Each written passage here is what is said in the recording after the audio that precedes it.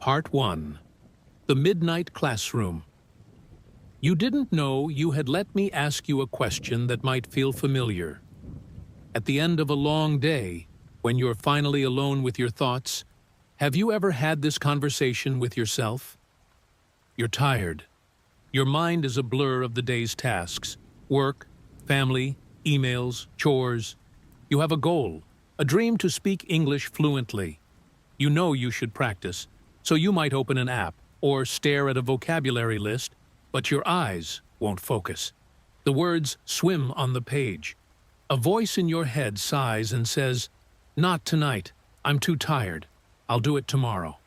And then a second, sharper voice answers, a voice of guilt. It whispers, "You're lazy. You're not dedicated." Every night you say, "Tomorrow." Look at others progressing. You will never be fluent if you don't push harder. So what do? Sometimes you force it. You try to study for 15 minutes, but your heart isn't in it. You read paragraphs without understanding. You feel frustrated, defeated. You go to bed not with a sense of accomplishment, but with a quiet sense of failure. The English language becomes another source of stress, another item on a never-ending to-do list. I know this battle intimately. I lived inside it for years. I believed, deeply, that learning had to be difficult. I thought it had to cost me something: my energy, my peace, my late-night hours. If I wasn't struggling over a grammar book, if I wasn't mentally exhausted after a study session, I felt I hadn't truly learned. I was at war with the language, and I was at war with my own human need for rest.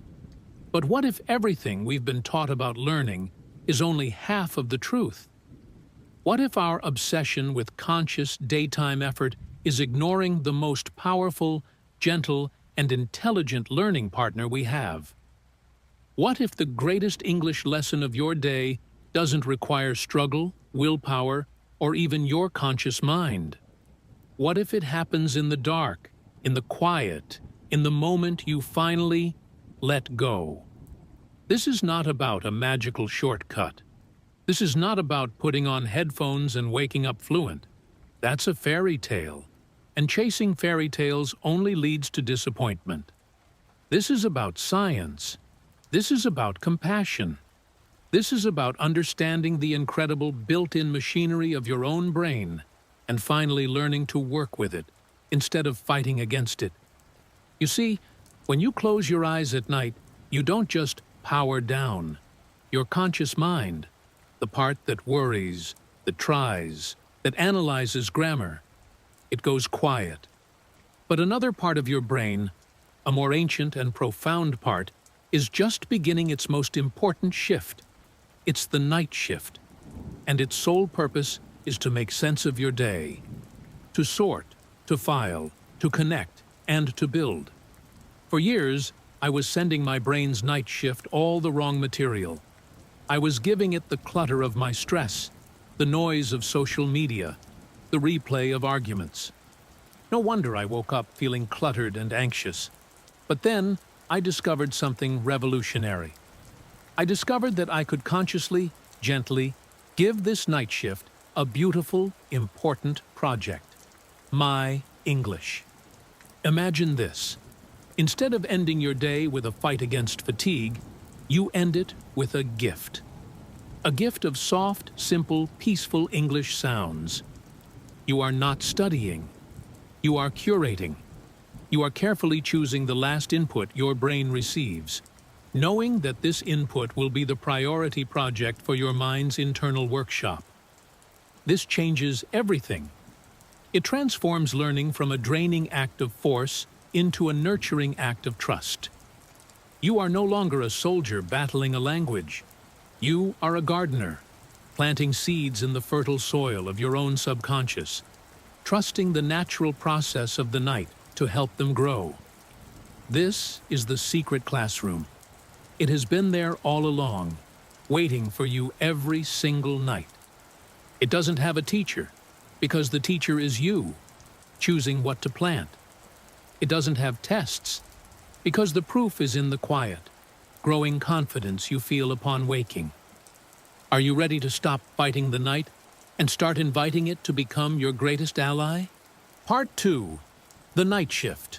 Your brain's secret language lab. So, we've opened the door to this midnight classroom. We've acknowledged the quiet battle of the tired learner and offered a new possibility. That rest could be a powerful ally, not the enemy of progress. But you might be thinking, this sounds beautiful. But how can I learn if I'm not conscious? If I'm asleep, how can I possibly absorb new information? This is the most crucial point to understand. You are not absorbing new, complex information while you sleep. That is the fantasy. The real magic is far more sophisticated and far more effective. To grasp it, we need to look under the hood of your own mind. We need to understand what I call your brain's night shift. Think of your waking day as a time of collection.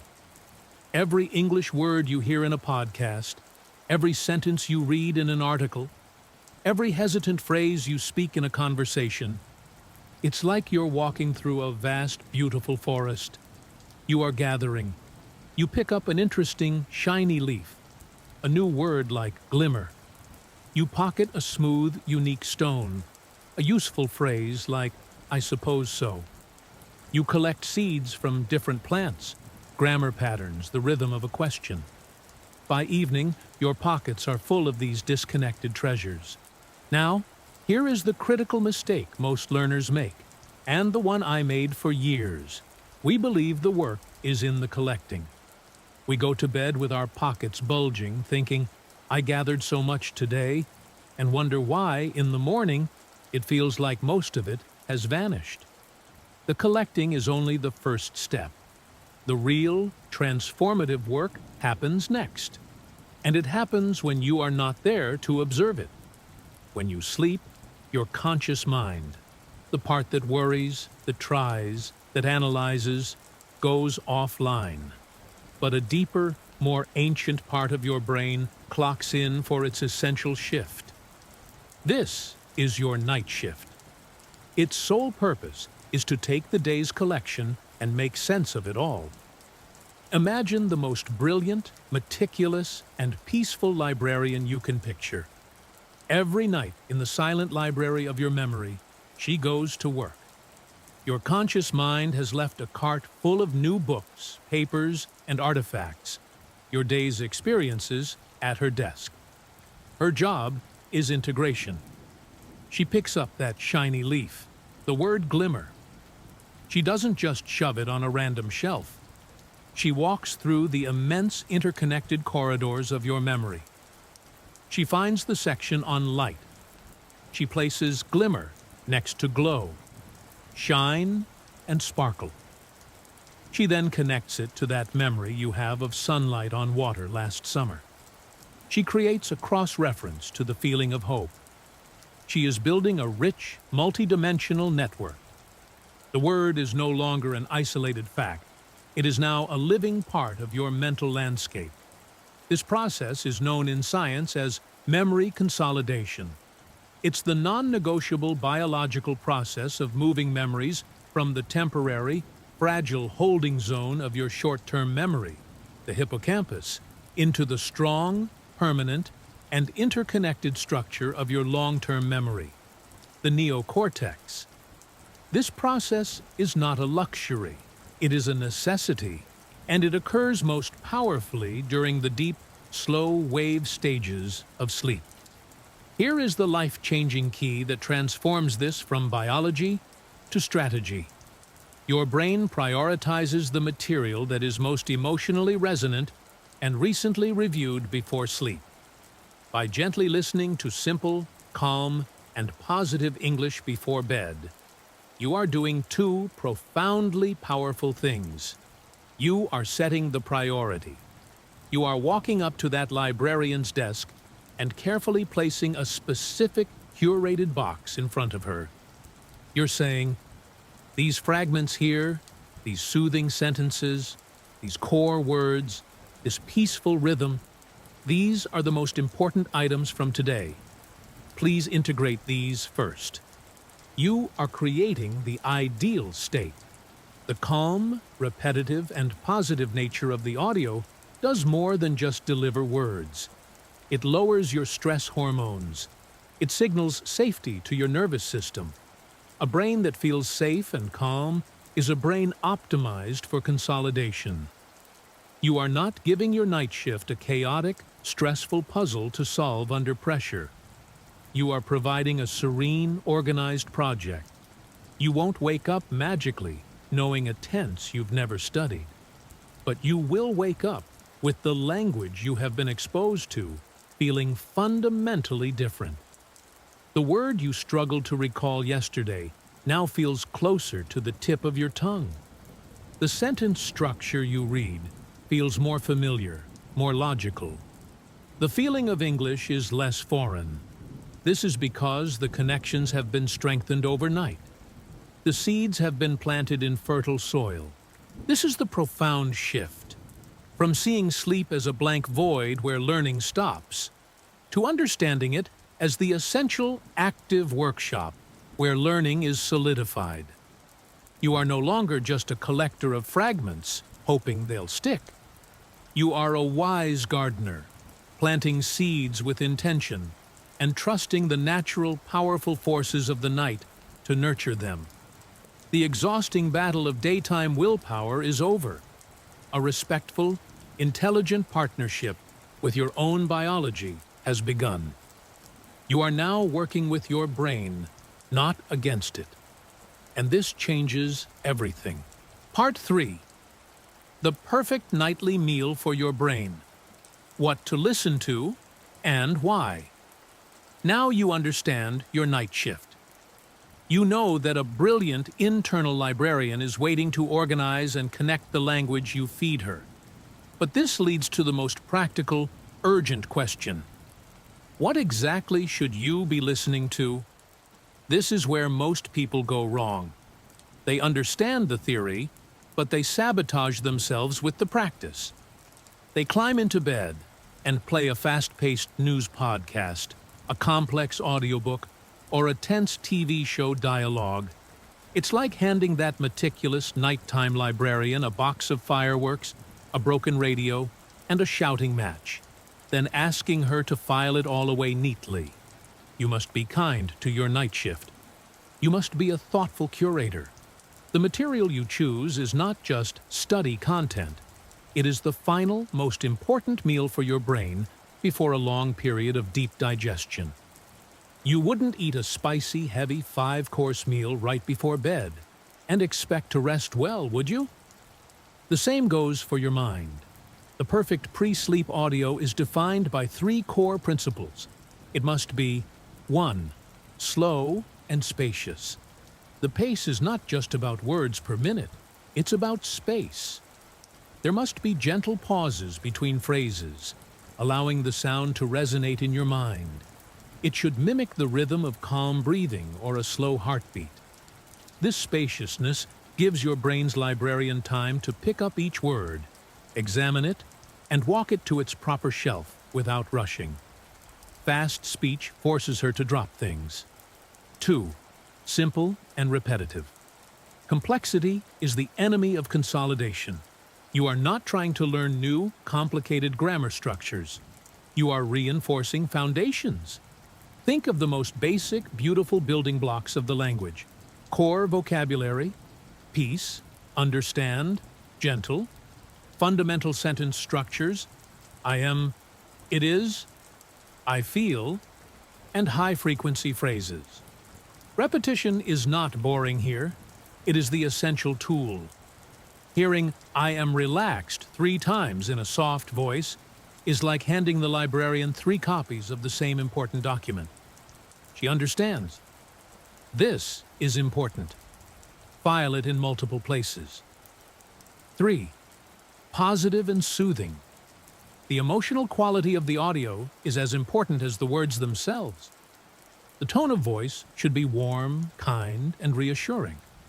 The vocabulary should lean towards the positive, the peaceful, the empowering. Why? Because your brain links memory to emotion. By associating English with feelings of safety, calm, and confidence, you are building a subconscious connection that says, English feels good, English is safe, English is my friend. This directly counters the anxiety and frustration many learners feel. Soothing background sounds, like very soft piano, ambient tones, or gentle rain, are not just decoration. They act as a signal to your nervous system to relax deeply, creating the optimal state for memory work. Let me give you a clear contrast from my own journey. For months, I used my pre-sleep time to study by replaying difficult English lectures. I woke up tired, my mind cluttered with half-remembered stressful facts. It was a mental indigestion. Then I switched. I created a simple 10-minute audio loop for myself. It was just a calm voice, with the sound of distant crickets in the background, saying things like, "My mind is calm and open." I easily remember English words. The word for this feeling is peaceful. I am peaceful. I am learning every day and every night. My English is growing naturally.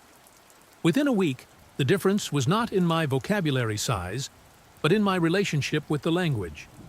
I felt less resistance. The language began to feel like a comforting blanket, not a thorny wall. The seeds I was planting were seeds of affinity, not of struggle. Your mission for Part 3 is this: audit your pre-sleep input. What have you been listening to? Is it fast, complex, or emotionally charged? Your brain's night shift deserves better. It deserves a gentle, nourishing meal of language. In the next part, we will move from theory to action. We will build your first personalized night shift protocol. A simple 20-minute ritual that will transform your nights from random rest into a powerful, silent engine for fluency. The science is clear. The method is gentle. The results are waiting. Part 4. Your night shift protocol. The 20-minute ritual that builds fluency while you rest. Now we arrive at the most important moment. The transformation of knowledge into action. You understand the science of the night shift. You know what kind of audio nourishes your brain. Now, let's build your personalized, fail-proof ritual. Your night shift protocol. This isn't another item on your to-do list. This is a sacred 20-minute gift you give to your future self. It's a decompression chamber between the noise of the day and the silent, productive work of the night. Follow these 4 phases, not as a rigid rule, but as a gentle guide. Phase 1. The preparation. 5 minutes. Signal the shift. Your brain needs a clear signal that work time is over and integration time is beginning. Start by creating a physical and digital buffer zone. Digitally disconnect. Put your phone on Do Not Disturb. Turn off screens. The blue light from devices is like a fake sunrise for your brain, telling it to stay alert. Environment. Calm. Dim the lights. If possible, light a candle or use a soft lamp. This drop in light intensity triggers your body's natural production of melatonin, the sleep hormone. Physical cue. Do one simple, calming thing. Stretch for 2 minutes. Take 5 deep, slow breaths. Drink a small glass of water. This physical ritual tells your body, we are entering a different mode now. Phase 2. The priming. 5 minutes. Set the intention. Now, with your environment calm, you prime your mind. This is where you move from passive listener to active curator.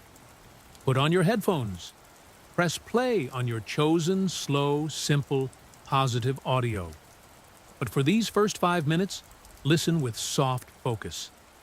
As you hear the words, calm, progress, I understand, let them wash over you.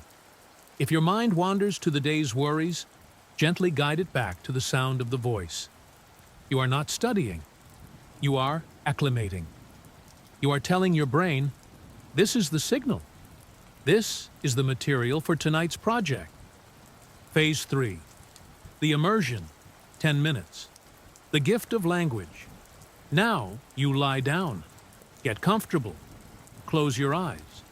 Let the audio continue. Your only job in this phase is to surrender the need to understand. Listen to the English not as a language to be decoded, but as a series of soothing sounds, a calming melody with meaning. Imagine the words as colors or as gentle waves. If a particular phrase catches your attention, I am capable. Simply smile inwardly. Acknowledge it. That's enough. You are now in a state of receptive immersion. You are handing the perfectly curated box to your night shift librarian. The transfer is complete. Phase 4. The release, the moment of sleep. Trust the process. This is the final and most crucial step. Let go. As you feel sleep approaching, you can let the audio continue to play on a loop at a very low volume, or you can turn it off. There's no rule. Do what feels peaceful. As you drift off, release any expectation of results. Your work is done. You have shown up. You have provided the materials. You have created the ideal conditions. Trust that the night shift is now on duty. Whisper to yourself, either in English or your native language, "My brain is working for me." Then, release control. Fall asleep.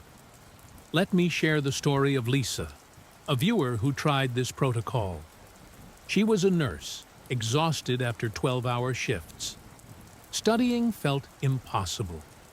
She started with just phase 1 and 2, the 10-minute preparation and priming, while lying in bed. Within 3 nights, she was completing the full 20 minutes. She wrote to me, "I'm not studying anymore. I'm ending my day with a feeling of peace about English. And now, when I hear a doctor speak at work, the words don't sound like noise anymore. They sound familiar. I can't explain it, but something is happening." That something is the silent, efficient work of consolidation.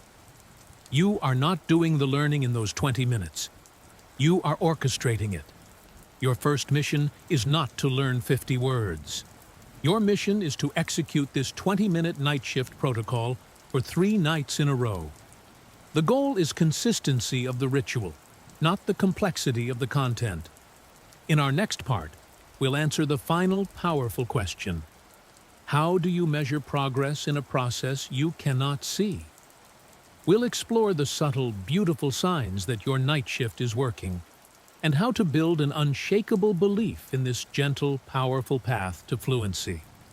The proof is not in a test score. It's in the quiet confidence that grows each morning when you wake up. Part 5, the silent evidence, how to see the invisible progress. You now have the protocol, a clear, gentle, 20-minute ritual to close your day. But this leads us to a very human, very common doubt. How will I know it's working? If the work happens in the silence of the night, in the hidden corridors of your subconscious, where is the proof? In a world that demands instant results, test scores, badges, streaks, how do you measure the invisible? For years, I was trapped in this need for visible, quantifiable proof. I wanted charts going up. I wanted to check boxes. When I started my night shift practice, I expected to wake up and magically recite paragraphs. When that didn't happen, my old critical voice returned. "See? It's not working. You're wasting your time." This was my greatest misunderstanding. I was looking for fireworks, when the true evidence was in the quiet embers. The progress from your night shift protocol does not announce itself with a shout. It whispers. Your job is to learn to listen to these whispers. Here is the silent evidence you must begin to collect. 1. The evidence of reduced resistance. This is the first and most profound sign. Pay attention to your first thought about English in the morning. Does it feel like a heavy burden? A chore waiting for you? Or does it feel lighter, neutral, perhaps even slightly curious? When you think about listening to a podcast later, is there a sense of dread or a faint willingness? A reduction in mental resistance is a massive victory. It means your brain is starting to file English in the opportunity category, not the threat category. 2. The evidence of familiarity. You're watching a show and a character uses a common phrase like, "I guess so," or "Here's the thing." A week ago, it was just sound. Now, you recognize it. You don't necessarily know every word, but the pattern, the melody, feels known. It's like recognizing a song from another room. This is your night shift librarian at work. She has filed that phrase pattern, making it accessible for recognition. 3. The evidence of effortless recall. You're in the shower, and an English word pops into your head for no reason. Not a word you drilled, but a word from your pre-sleep audio. Peaceful. Or you're writing a message and the correct preposition, interested in, comes to you without a frantic mental search. This is consolidated knowledge. It has moved from the external fact shelf to the internal tool shelf in your mind. 4. The evidence of dream logic. You might dream in English, not fluent dialogues, but fragments. A word floats by. You hear a sentence. Or you wake up with an English phrase as your first thought. This is not a coincidence. It is the most direct signal that your brain was actively processing the language during its dream state, REM sleep, which is a crucial phase for memory integration. 5. The evidence of calm connection. This is the meta-evidence. You begin to notice that the 20-minute protocol itself is something you look forward to. It's not a study session, it's a moment of peace. This shift in your emotional relationship with the language is the ultimate goal. You are no longer learning from a place of lack. I don't know enough, but from a place of nurturing. I am growing my knowledge. How to document this silent evidence? Do not use a vocabulary test. Use a whisper journal, a small notebook, or a note on your phone. Every morning, ask yourself just one question. What was the whisper? Your entries will look like this. Day 4. Felt less annoyed when I saw an English email. Just read it. Day 7. Understood the full sentence from a song lyric. Let it be. Felt a click. Day 10. Woke up thinking the word gradually. Day 14. Actually enjoyed my 20-minute ritual. Felt like a break. You are not measuring quantity. You are tracking a quality shift. You are building a case, not for your teacher, but for your own doubting mind. You are collecting proof that the invisible work is producing visible changes in your feeling, your recognition, and your calm. The journey to fluency is not a straight line drawn on a graph. It is a deepening of roots in the dark soil. You cannot see the roots grow, but you can see the plant become more stable, more resilient, more ready to bloom. Trust the whispers. Document the subtle shifts. Your night shift is working. The evidence is all around you, in the newfound space between you and the language, where peace now grows. In the final part, we will bring it all together, not with a dramatic finale, but with a compassionate perspective on how this nightly practice fits into the grand, beautiful, and perfectly imperfect adventure of learning a language for life. Part 6. The lifelong conversation, where your nightly practice meets your daily life. We have come to the final part of our discussion, but this is not an ending. This is a beginning. The beginning of a new relationship with the English language and with your own potential. We have walked through the science of the night shift. We have built a gentle protocol. We have learned to look for the silent, subtle evidence of progress. Now, I want to leave you with the most important perspective of all: how this nightly practice weaves itself into the grand tapestry of your lifelong conversation with English. This ritual is not a trick to get you out of doing the real work. It is the foundation that makes all other work more meaningful, more joyful, and more effective. Think of it as the deep, quiet root system of a tree. You don't see the roots, but they are what allow the tree to stand tall, to gather sunlight, to grow branches, and to bear fruit. Your 20-minute night shift protocol is those roots. The sunlight is everything else you do. The conversations you dare to have, the movies you watch, the articles you read, the songs you sing.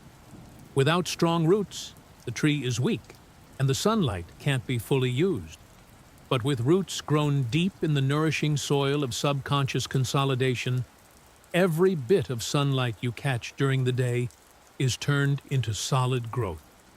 Here is the beautiful synergy. Your daytime exposure becomes more valuable. When you hear a new word during the day, your brain has been primed to receive it. It's like the librarian has a new, clean file ready.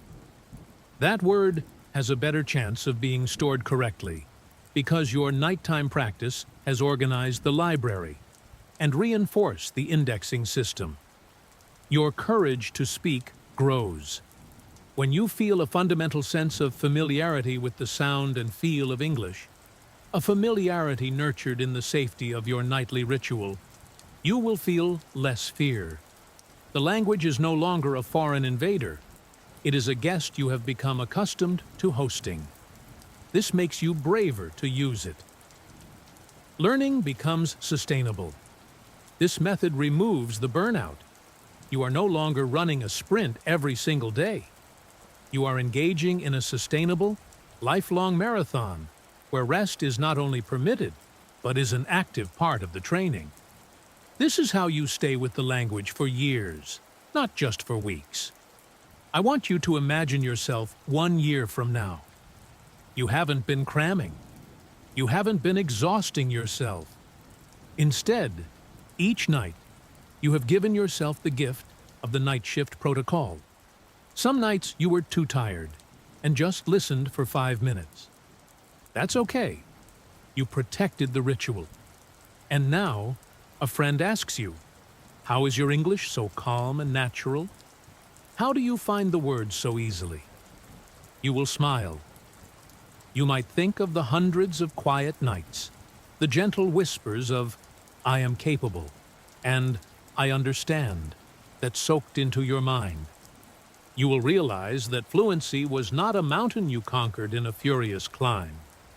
It was a garden you grew, one peaceful night at a time.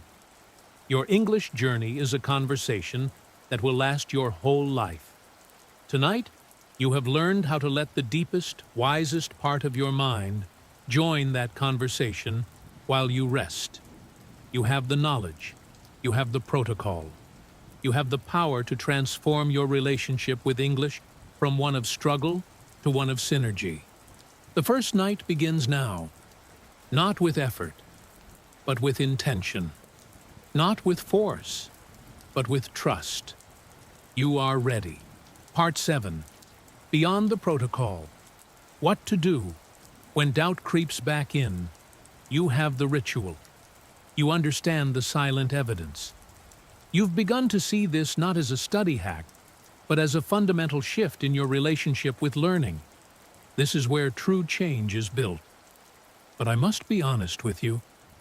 There will come a night, maybe in a week, maybe in a month, when the old voice of doubt will return.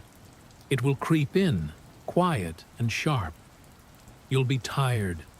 You'll think, "This is silly. I should just watch one more video. I should be actively studying." This passive listening can't possibly be enough. I know this voice. It's the voice of our old world, the world that values visible effort over intelligent process. It's the voice that confuses struggle with success. When this doubt arrives, I want you to be ready, not with a fierce argument, but with a compassionate redirection. This is not a step back. It is a necessary part of the journey. Here is how you navigate it. First, acknowledge the doubt without judgment. When the thought comes, "This isn't working," don't ignore it and don't fight it. Simply notice it. Say to yourself, "Ah, the old doubt is here. Hello." By acknowledging it, you take away its power to control you unconsciously. You see it for what it is, a habitual thought, not a truth. Second, return to your why, not your what. In this moment, don't try to reconvince yourself of the science. Your tired mind won't listen. Instead, reconnect with the feeling you are cultivating. Ask yourself, do I want to end my day with struggle or with peace? Your answer isn't about English anymore. It's about how you want to treat yourself. Do you want to close your day by forcing a tired brain, or by gifting it with gentle nourishment? Choose the ritual not as an English lesson, but as an act of self-care. The language learning is a beautiful side effect of that care. Third, practice the 1-minute minimum. On the nights when the resistance feels overwhelming, shrink the protocol down to its absolute non-negotiable minimum. Your goal is not 20 minutes. Your goal is 1 minute. Promise yourself, I will just do phase 1. I will turn off the lights, put on my headphones, and press play for 1 single minute. That's all I have to do. This does 2 miraculous things. First, it's impossible to fail. Anyone can do 1 minute. Second, it protects the chain. It keeps the identity alive. I am someone who does this nightly ritual.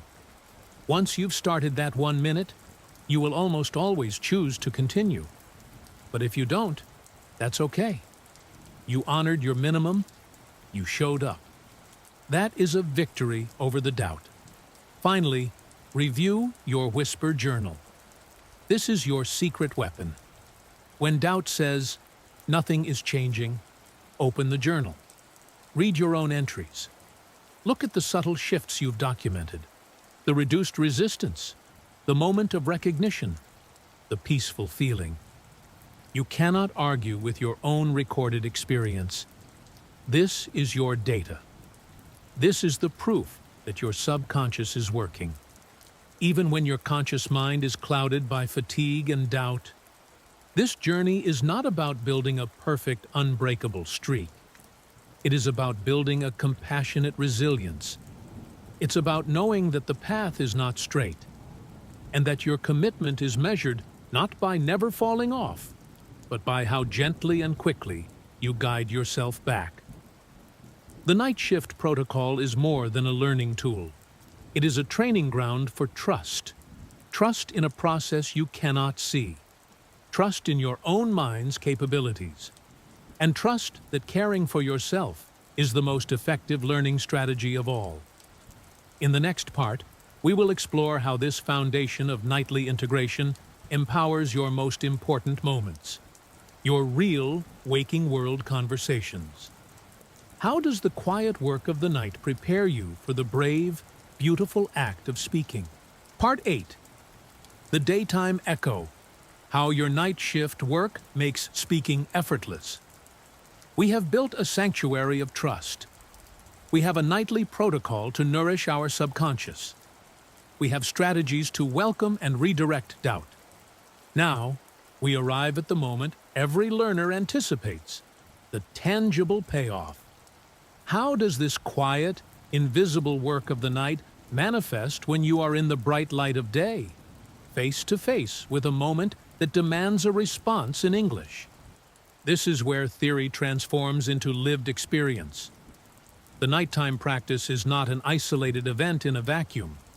It actively creates what I call the daytime echo. The gentle, structured input you provide before sleep doesn't vanish. It resonates within you.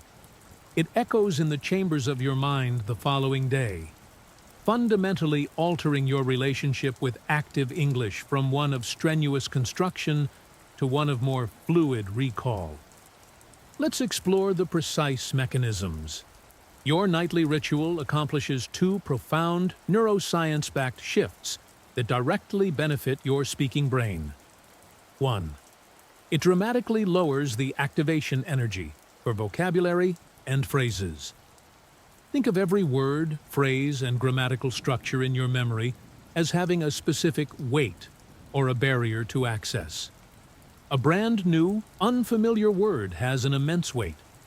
It's buried, hard to locate, and exhausting to lift into your conscious speech under the pressure of a conversation. Conversely, a word you've used for years in your native language is weightless. It flies to the forefront of your mind without thought. Your night shift protocol is the process of patiently, gently reducing the weight of your core English toolkit. When you listen to a simple affirmative phrase like, "I can explain this," repeated in a state of deep relaxation, you are not memorizing it through brute force. You are constructing a smooth, well-lit, and frequently traveled neural pathway directly to that phrase. You are making it lighter. The next day, in a meeting or a chat, when you need to express capability, that pathway is the path of least resistance. The phrase requires significantly less mental fuel or effort to retrieve. It echoes up from the depths of your mind more readily, often arriving before the old panic or translation mechanism can kick in. 2. It programs your linguistic muscle memory and intuitive grammar. Speaking is not just a mental act, it is a physical performance. Your mouth, tongue, lips, and jaw are muscles that must learn the unfamiliar choreography of English sounds. Complex grammar rules are patterns your brain must internalize. Your nightly audio serves as a gentle, passive rehearsal for this entire system. As you drift towards sleep, listening to clear, slow, and correct English, powerful things happen. Motor cortex activation. The part of your brain that controls your speech muscles, the motor cortex, is subtly activated, mirroring the sounds it hears. It's like a dancer watching a routine repeatedly. Their muscles twitch in mimicry, building the blueprint for the movement. Pattern recognition. Your brain excels at finding patterns without conscious effort. Hearing correct sentence structures repeatedly, "I have been," "if I were," allows your brain to absorb the pattern or the shape of the grammar, not just the rule. It begins to recognize what sounds right intuitively. The result?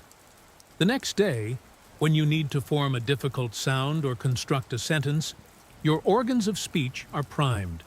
The shapes feel more familiar. The sentence structure emerges with a sense of flow, not fracturing. You are drawing from a well of intuitive understanding you filled the night before. Let me illustrate with a deeper story. Consider Anna, an architect who used her night shift protocol with audio focused on describing processes and projects. For weeks, she listened to slow descriptions like, "The first step is to understand the foundation. Then we consider the materials. The goal is to create a structure that is both strong and beautiful." One afternoon, she was on a video call with an international client. They asked about her design approach. Before her old habit of mental translation could begin, she heard herself say, "The first step is to understand your vision. Then we consider the materials and the site. The goal is to create a space that is both functional and inspiring." She didn't recite a memorized line. She adapted the deeply ingrained pattern to a new context. The neural pathways were so well established that her mind could travel them freely and creatively. This is the daytime echo in its most powerful form. Not parroting, but empowered, adaptive speaking. Your essential daytime practice, the conscious bridge. To actively strengthen this echo, you build a simple 30-second bridge each morning. This is your conscious connection ritual. As you begin your day, while making coffee, brushing your teeth, pause. Actively recall one phrase, sentence, or even a single word from the previous night's audio. Don't strain. Let it come. Say it out loud. Just once. Imitate the calm, clear tone you heard. As you say it, make a conscious connection. This was in my mind last night. Now it is on my lips this morning. This ritual is not more study. It is a sacred act of integration. It seals the connection between the subconscious installation of the night and the conscious expression of the day. You are telling your brain, this pathway is important. We will use it today. You are moving beyond just learning English. You are installing its operating system. The nights are for deep, peaceful system updates and installations. The days are for running the programs smoothly, confidently, and with the creative freedom that comes from a stable, well-supported foundation. In the next part, we will delve into the art of curating and even crafting your own perfect nighttime audio library, because the most transformative material will always be that which speaks directly to your mind, your goals, and your heart. Part 9. Your personal soundtrack. How to craft the perfect nighttime audio. You now understand the engine, the night shift that works while you rest, and the daytime echo that makes speaking feel more natural. This brings us to the most creative and personal step of all. If the audio you listen to is the fuel for this entire system, then the quality and personal relevance of that fuel determines everything. You cannot run a high-performance engine on low-grade fuel, and you cannot fuel your unique journey to fluency with generic, one-size-fits-all content. The most powerful nighttime audio you will ever hear is not found in a pre-made playlist. It is authored by you, for you. Think of it as crafting your personal English soundtrack. This is not about recording a perfect podcast. It's about creating audio that resonates with the frequency of your own life, your own goals, and your own voice. Why off-the-shelf audio isn't enough. Generic content is good for introduction, but it lacks the two things that create deep, lasting memory: emotional resonance and personal relevance. When you hear a story about John going to the office, it's vague. But when you hear a narrative about you overcoming a challenge at your job or describing your favorite place, your brain lights up. It thinks, this is about me. This is important. That signal prioritizes the memory for consolidation. The framework for your personal soundtrack. You will create 3 types of audio. Start with just one. 1. The affirmation track. Programming your identity. This is the foundation. These are short, present tense, positive statements about you and your English. Formula: I am, or my English is, plus a powerful, positive adjective, plus a reinforcing statement. Examples: I am a confident English speaker. My ideas flow clearly. My understanding is growing every day. I calmly understand more. I am patient with myself. Every step I take is progress. How to record. Speak slowly, clearly, and with a gentle smile in your voice. Pause for 3 to 4 seconds between each statement. Keep it to 2 to 3 minutes. This track reprograms your subconscious beliefs. 2. The vocabulary in context track. Planting your garden. This is where you move words from your collection into your garden. Don't list words. Place them in a simple, vivid story. Formula: choose 5 to 7 words or phrases you want to own. Weave them into a simple, descriptive paragraph about your day, a memory, or a future goal. Example: let's say your words are cozy. manage, effort, milestone throughout the day. My favorite place is my cozy reading chair. I manage my stress by sitting there. It takes no effort to feel relaxed. Reaching for a book feels like a small milestone of peace. I carry this feeling throughout the day. How to record. Write the paragraph first. Read it aloud at half your normal speed. Imagine you are describing it to a sleepy child. The story gives the words a home. 3. The personalized story track. Living in the language. This is the most advanced and powerful track. Narrate a true, positive story from your life in simple English. Formula: one time, I, plus describe a simple event, a good meal, a walk in nature, a success at work. Focus on senses: saw, felt, heard, and emotions. Example: one time I finished a big project. I felt proud. I went to a small cafe. I ordered warm bread and soup. The sun was on the table. I felt quiet and happy. I thought, I did good work. How to record. Tell it from memory. Don't read it. Speak in simple sentences. It's okay to pause or make small mistakes. The authenticity is what makes it stick. The practical magic. How to do it. You only need your smartphone. Find a quiet room. Sit comfortably. Open your voice recorder app. Take a deep breath. Smile. Speak one of your tracks. Go painfully slow. Listen back once.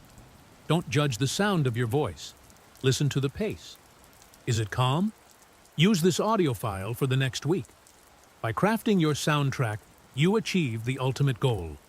You become the author of your own fluency. You are no longer a passive consumer of a foreign language. You are actively shaping it around your own mind, your own experiences, your own voice. This is the deepest form of learning there is. In the next part, we will address the final, inevitable question of rhythm. How often should you change your audio? How do you build a library? And what do you do when you feel you've outgrown a track? We will create a sustainable system for lifelong learning, one peaceful night at a time. Part 10. The Sustainable System. Your lifelong learning loop. You have the protocol. You know how to speak to your daytime echo. You have even begun to craft the most powerful material of all, your own personal soundtrack. This is where most systems end. They give you the tools and say, "Good luck, but I won't leave you here," because having the tools is one thing. Knowing how to use them for the rest of your life is another. The final piece is not another technique. It's the sustainable rhythm that turns this practice from a project into a permanent, peaceful part of who you are. This is about building your lifelong learning loop. A loop that renews itself, grows with you, and never becomes stale or burdensome. The loop has 3 phases: rotate, reflect, evolve. Phase 1, rotate, the rule of 7. A common anxious question is, how often should I change my audio? If I listen to the same thing, won't I get bored? If I change it too often, won't I learn nothing? The answer is the rule of 7. Use any single audio track for a minimum of 7 nights. This is non-negotiable. Your brain's night shift needs repetition to build strong pathways. 1 night is a glance. 7 nights is a deep conversation. But you are not limited to 1 track. You can have a small, rotating library. For example, Track A, your affirmation track, used every single night as your constant foundation. Track B, your current vocabulary in context story.